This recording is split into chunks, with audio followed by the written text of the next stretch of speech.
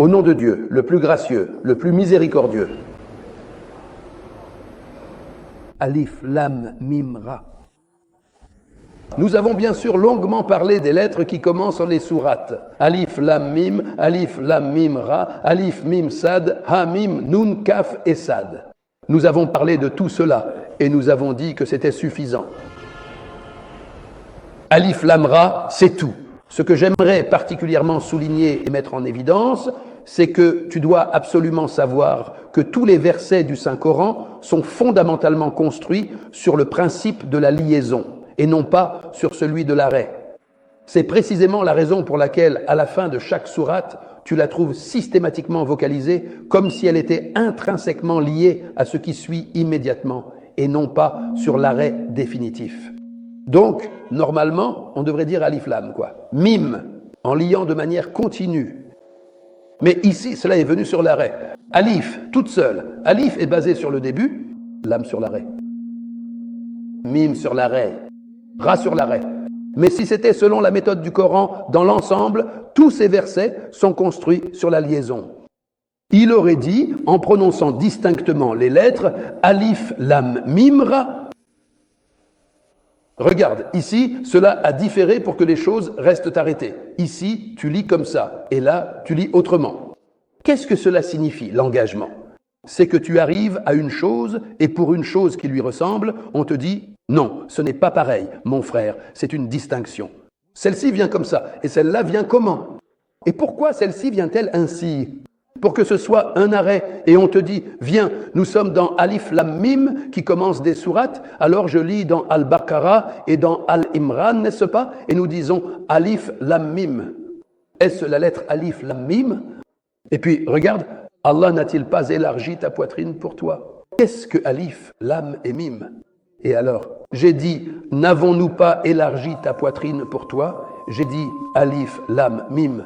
Comment puis-je le savoir? Donc vous savez que tout cela n'est que du oui-dire. Ce que vous entendez, vous le dites et cela reste dans le même. Ceux-là sont semblables. Cette situation est unique. Et celle-ci qu'a-t-elle? Une situation. Ce sont les versets du livre. Cela signifie que la sourate qui vient contient des versets du livre, des versets du livre. Parce que le livre englobe tout, depuis au nom de Dieu, louange à Dieu jusqu'à les gens. Donc ce sont ces versets. L'annexion chez nous a trois significations. Parfois, elle vient avec le sens de DE. Parfois, elle vient avec le sens de dans. Parfois, l'annexion vient avec le sens de la particule li, le, qui indique l'appartenance. Prenons un exemple, par exemple. L'argent de Zayd, c'est-à-dire l'argent appartient à Zayd. N'est-ce pas? C'est le cas s'il en est le propriétaire. Mais cela peut aussi être spécifique sans être une propriété. Comme quoi? Le mort. Le mort du cheval. Le mort du cheval. Est-ce que le cheval possède le mort? Non, il lui est seulement attribué. C'est soit la particule li pour la possession, soit pour la spécificité. Cette annexion, quel sens? La particule li, elle. Parfois, l'annexion à main de ex ardab. Blé. C'est-à-dire un ardab de blé et le blé. Celui que tu as, c'est un ardab ou un ardab de blé. Donc ici, l'annexion a quel sens? Le sens de main de, la ruse de la nuit. Étudier à la mosquée est meilleur qu'étudier à la maison. Étudier quoi? Où? Donc toutes les annexions peuvent avoir quel sens? Soit le sens de li pour la possession ou la spécificité. Ou bien le sens de fi, dans. Et aussi quel autre sens? Le sens de main, de, comme dans verset du livre. Quelle annexion? Donc quel verset? Des versets du livre. Des versets du livre. Le livre, c'est quoi? Le livre, c'est le Coran. C'est logique. Quand on dit le livre sans précision, à quoi cela se réfère? Pourquoi? Parce que quand tu dis un tel est un homme, un tel est un homme, un tel est un homme, un tel est un homme, et tu continues ainsi, puis tu dis un tel, l'homme. C'est comme si la vraie virilité n'était pas chez les autres. De sorte que si tu le dis sans précision, cela ne s'applique pas à n'importe qui, par exemple. Un tel est poète, un tel est poète. Mais un tel, le poète, c'est celui qu'on appelle vraiment poète. Et donc, quand on dit simplement le livre, à quoi cela renvoie-t-il? Dans les croyances, cela renvoie au Coran. Et dans la grammaire, le livre fait référence au livre de Sibawayh. On dit celui qui a énoncé les règles de la grammaire. On dit, il est venu et a dit dans le livre, c'est-à-dire dans le livre de Sibawayh. Donc, le livre est devenu un nom propre par prédominance. Un nom propre par prédominance. Ce sont les versets du livre et ce qui t'a été révélé de la part de ton Seigneur est la vérité. N'a-t-il pas dit, et la confirmation de ce qui était avant lui? N'a-t-il pas déjà dit cela auparavant? Et ce qui t'a été révélé de la part de ton Seigneur est la vérité. Pourquoi? Écoute-moi. Il a dit, parce que celui qui contredit la vérité, qu'entend-on par contredire la vérité? C'est qu'en contredisant la vérité, il gagne quelque chose qui ne lui appartenait pas. Et Dieu ne veut rien gagner de cela. Alors, que dit-il? Il dit la vérité. Et ce qui t'a été révélé de la part de ton Seigneur est la vérité, mais la plupart des gens ne croient pas. Dieu est celui qui a élevé les cieux sans pilier visible. Le mot Allah désigne l'être nécessaire à l'existence en qui sont contenus tous les attributs de perfection. Quand tu dis Allah, c'est comme si tu disais le Tout-Puissant, le Dispensateur, le Bienfaiteur, l'Audient, le Clairvoyant, le Donateur. La scène de l'eau, d'où viennent tous ces attributs. Comme tu dis, par exemple, la personne en question, Zaïd, qu'est-ce que Zaïd? On te dit, il est savant, alors c'est Zaïd le savant, et même sans être savant. C'est aussi un commerçant, il fait du commerce, donc le commerçant. Et quoi d'autre? Il compose de la poésie, donc il est poète, et il est aussi écrivain. Voilà, l'écrivain. Et quand il se retrouve dans une guerre ou dans une situation difficile, il devient courageux. Donc, lorsque tu dis Zaïd, toutes les qualités parfaites qui lui sont connues s'appliquent à lui. Mais si tu dis Allah, le nécessaire existant, Allah, c'est pourquoi rien ne doit commencer sans au nom d'Allah. Au nom d'Allah. Pourquoi dit-on au nom d'Allah? Est-ce que tu as soumis les choses par ta propre force? Non, c'est Allah qui les a soumises pour toi. C'est-à-dire, si elles étaient soumises et que tu ne pouvais pas les maîtriser, alors quand tu t'en approches pour les utiliser, avec quoi le fais-tu? Avec quelle qualité? Avec la qualité qu'Allah l'a rendu docile pour toi. S'il ne l'avait pas rendu docile, tu n'aurais pas pu en profiter. Nous avons déjà raconté l'histoire du chameau que la petite fille tient ainsi, le fait s'agenouiller, le relève, alors que ce même chameau, s'il venait à un homme la nuit, il pourrait bouleverser sa vie.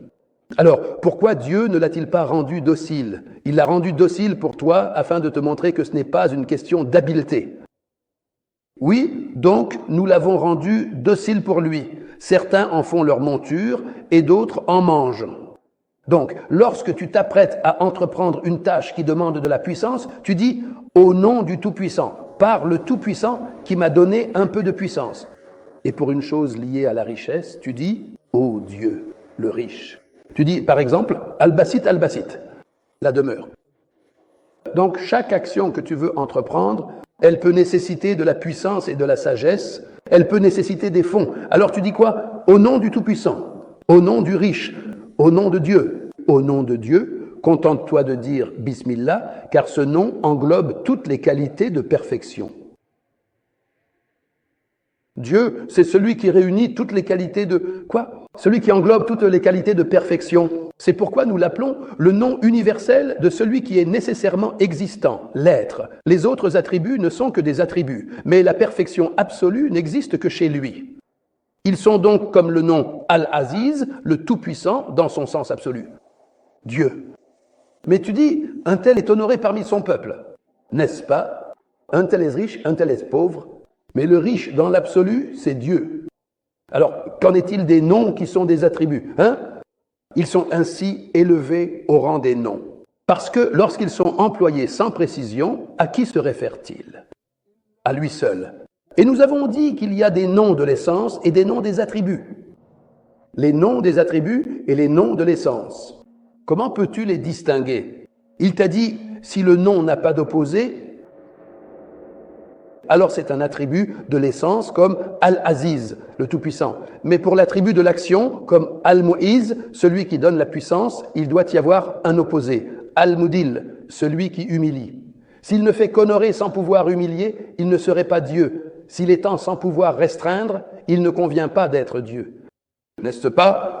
S'il cause du tort sans pouvoir apporter de bien, il ne serait pas bénéfique. Alors il ne peut pas être Dieu. Il doit y avoir un attribut et son opposé, car son action s'exerce sur autrui.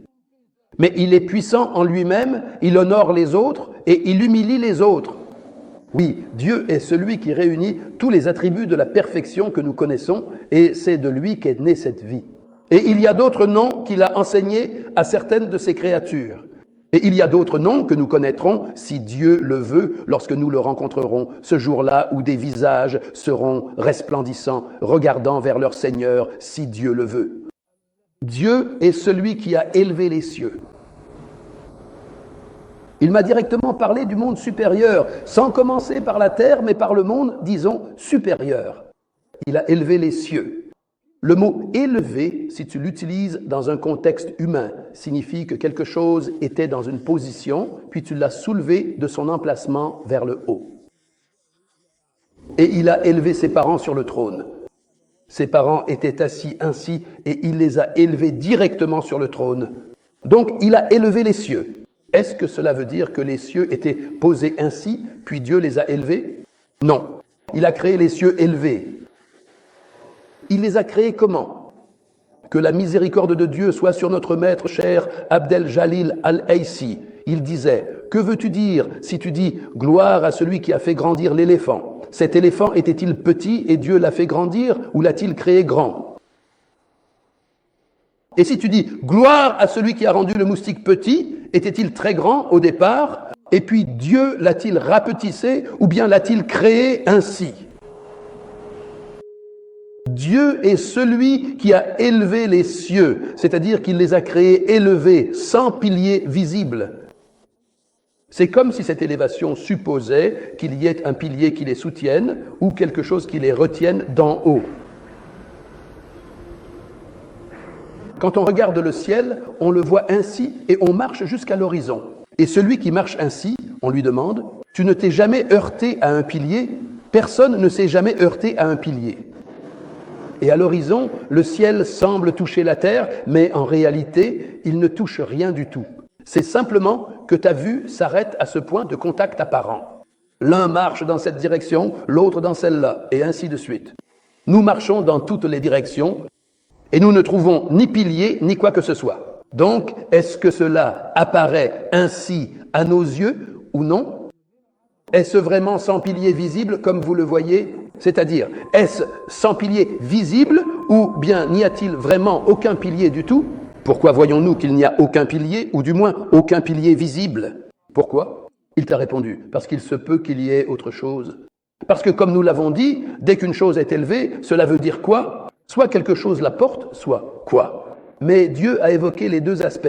Il retient les cieux pour qu'ils ne tombent pas sur la terre, sauf par sa permission d'en haut.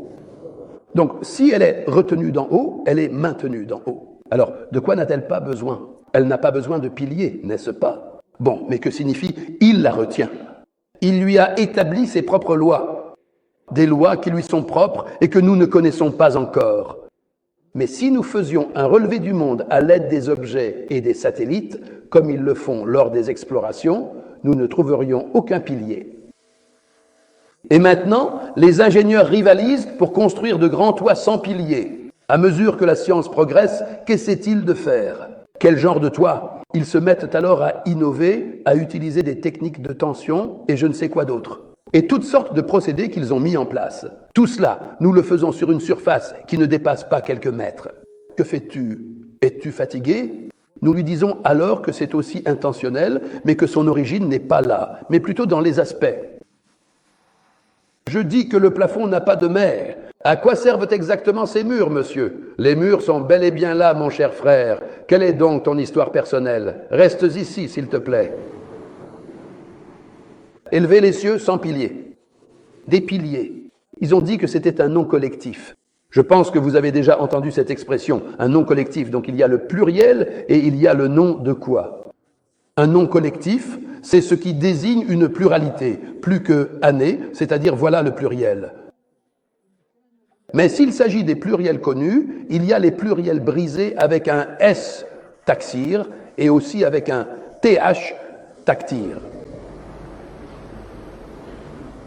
Taksir avec un S a une signification et taktir avec un tesh en a une autre. Parce que le pluriel, tant qu'il désigne plus que année. On lui demande, est-ce que tu changes la forme du singulier ou tu laisses le singulier tel quel et tu ajoutes un signe du pluriel?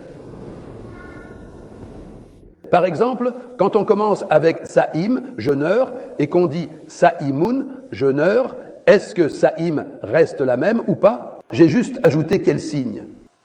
Le signe du pluriel que j'ai mis à la fin. Soit Saïmoun, soit Saïmin, selon la position grammaticale, ou Saïmat. Le pluriel est-il resté tel quel ou pas? Donc, le singulier est resté intact dans la formation du pluriel. On appelle cela un pluriel sain du singulier. Le pluriel sain pour le masculin, comme Saïmoun, et pour le féminin, Saïmat. Donc, comment s'appelle ce type de pluriel? Sain. Que veut dire sain? Cela veut dire que le singulier n'a pas changé. C'est Saïm, et on a juste ajouté Waou et Nun, Saïmoun, Saïmat. Donc, on l'appelle pluriel masculin sain ou pluriel féminin sain, car son singulier est resté intact comme à l'origine. Mais pour kafl, on dit akfal. Là, le singulier a complètement changé. Donc, sa forme singulière n'est pas restée intacte, on a modifié la structure. Parfois, le mot change en diminuant, parfois en augmentant. Par exemple, kitab devient kutub, il a diminué, et kafl devient akfal, il a augmenté. Donc, le singulier a-t-il changé ou non? Alors, on appelle cela un pluriel brisé avec un S du singulier. Si le pluriel va jusqu'à 10, c'est un pluriel de peu. Et s'il dépasse 10, c'est un pluriel de beaucoup, avec un TH. Donc le pluriel brisé, c'est quand la forme du singulier change. Et pour le pluriel masculin sain, la forme du singulier reste la même, on ajoute juste le marqueur, mais pour le pluriel brisé, avec un S, ça devient kitman. Est-ce que cela indique une petite quantité, de 3 à 10? Alors, comment s'appelle ce pluriel? Un pluriel de peu? Et s'il dépasse 10, c'est quel type de pluriel? Le pluriel de peu a ses formes connues, afilat, afal, puis fial. Ensuite, afial.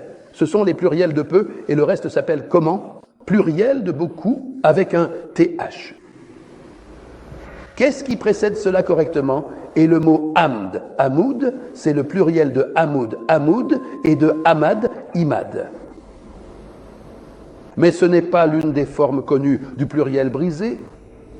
Donc cela s'appelle un nom collectif, pas un pluriel. C'est plutôt un nom qui désigne un groupe comme kaum, peuple, ou wara, gens derrière. Et à une prochaine rencontre, si Dieu le veut.